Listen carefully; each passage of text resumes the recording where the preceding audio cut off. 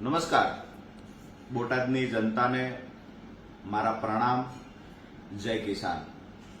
આજે એક દિવસીય બોટાદના પ્રવાસે આવી રહ્યો છું ત્યારે આજે દિવસ દરમિયાન રાજકીય, સામાજિક અને ધાર્મિક આગેવાનો સાથેની શુભેચ્છા મુલાકાતનું આયોજન કરવામાં આવ્યું છે.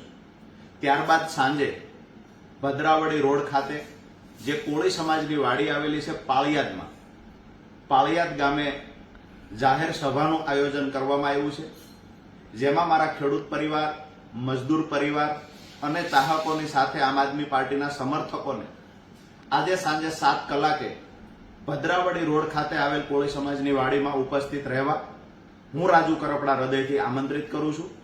સાથે જ આ કાર્યક્રમને જેને સફળ બનાવવા માટે જહેમત ઉઠાવી છે એવા અમારા લડાયક નેતા એટલે પરસોત્તમભાઈ રાઠોડ પણ મારી સાથે ઉપસ્થિત રહેવાના છે.